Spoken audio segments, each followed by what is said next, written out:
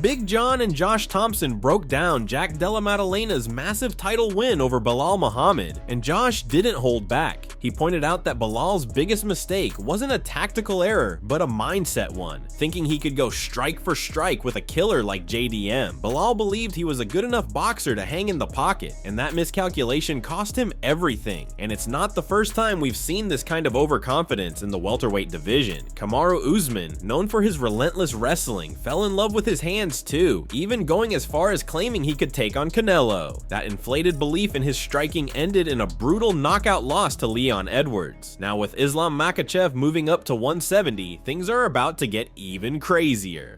The idea of Makhachev challenging Jack is interesting, despite the fact that we all wanted him to face Topuria. Islam's suffocating grappling versus Jack's precise and devastating hands. It's a clash of worlds, and a future that could reshape the welterweight hierarchy entirely. I don't want to take anything away from JDM, but you did a great job. I want to know, I really got to know, like, I'll be a fly on the wall. I want to know why. Belal Muhammad was having success in the 4th and the 5th round with the takedowns, was having success mixing it up with the striking and the takedowns. Now, don't get me wrong, he wasn't, JDM was not easy to hold down. Everyone thought he'd be easy to hold down. Everyone thought he'd be easy to take down. And Belal had a hard time getting him down, and when he did get him down, he had a hard time controlling him when he was down. So I couldn't stress enough how tough this fight was going to be for Belal. Just stylistically, I thought, and especially when Belal started saying, hey, I'm not going to shoot, I'm going to stand, like, please tell me you're kidding. Please tell me you're kidding. And he had it in him, man. I mean, like, I got to give him credit. He did what he said he was going to do. And it was ill-advised, I know, but it cost him his title. And it sucks. But bottom line is he had it in his mind, and he went he showed he's got a chin, man. With Jack Della now wearing gold and Islam Makhachev setting his sights on the welterweight throne, the 155-pound division is shifting beneath our feet, and that's exactly where Ariel Helwani picked things up. On his show, Ariel reacted to the likelihood of Ilia Topuria facing Charles Oliveira for the interim lightweight title and raised a question. Is Islam's move up actually a good thing for El Matador? From one angle, yes, this might actually be the best case scenario for Ilia. If Islam had stayed at lightweight, Topuria would have been locked into a collision course with the pound-for-pound #1 fighter in the world. But now the Georgian gets a completely different type of challenge in Charles Oliveira. Charles is still elite, still lethal in every area, especially on the ground, but unlike Islam, he's been finished multiple times, and he tends to get drawn into wild, high-risk brawls. That plays into Ilia's hands. So now, instead of possibly getting shut down by Islam, Topuria gets a winnable interim title shot that could boost his hype to even greater levels. What do you think of this wild turn of events? How did you like the UFC 315 card? Share your thoughts in the comments below. If you're Ilia Topuria, not sure if he's awake right now, are you pissed that you're not getting Islam, or are you happy that perhaps, with no disrespect to Charles, you may be getting a more favorable matchup? Man, I think he'd be pissed. Isn't he that kind of guy, like, that just wants to go? He tweeted at him this morning. Yeah. Happy Saturday. I think he'd be pissed. I mean, you know, you do the math on this whole thing, this whole equation, and you're like, the big winner is probably Charles Oliveira, right? Islam also tweeting to Belal Muhammad, head up champion. Well, according to the timestamps, the time to become double champion tweet was at 1:36 a.m. Eastern, and the head up was at 1:38. So it was a couple minutes later. See? Belal Muhammad versus... Eventually they'll fight, you know. Yeah, of course. Long-standing good friends.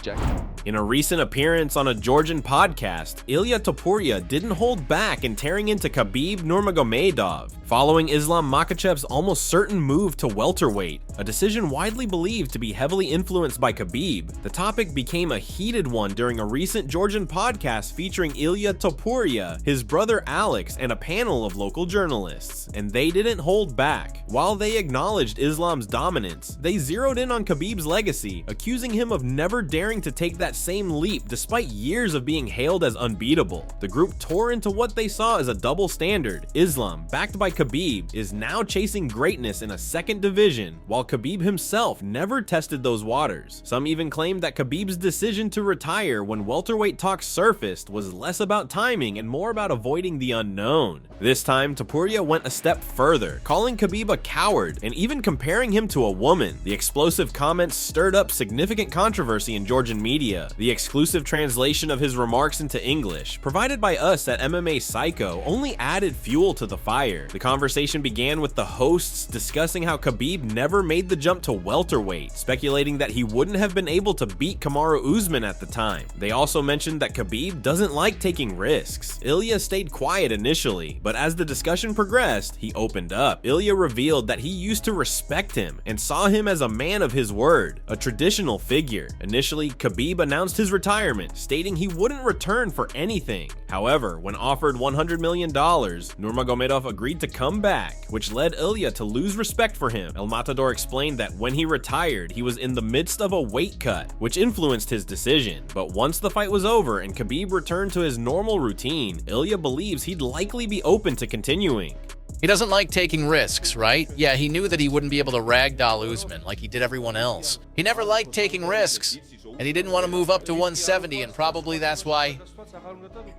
I had a different impression on Khabib in the past. I respected him and thought he was a man of his word, you know? Thought he was a traditional man. At first, he said he had retired and wouldn't come back for anything. But then he said if they offered him $100 million, he would agree to return. Like a coward, you know?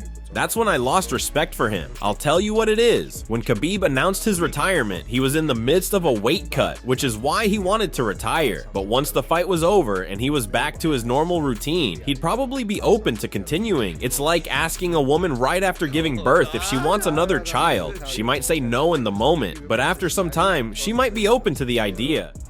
Kamaru Usman kept it honest in his reaction to Belal Muhammad's loss to Jack Della. While he admitted he and Belal were never close, he made it clear he wasn't celebrating the defeat. In fact, he seemed genuinely disappointed, not just in the outcome, but in Belal's approach. Usman pointed out how Jack looked like the one defending the belt, while Belal came off almost dismissive. According to Kamaru, there was a certain arrogance to Belal's demeanor, like he was brushing things off instead of adjusting. No real level changes, no urgency, just a smirk and a shrug, which made it look like he wasn't really trying to win a war. According to Kamaru, Belal didn't do enough to mix up his rhythm or force JDM out of his comfort zone, which ultimately cost him the fight. Belal's overconfidence in his boxing was the biggest reason he handed the belt to JDM. He chose to stand and trade, giving Jack the kind of fight he thrives in, and paid the price for it.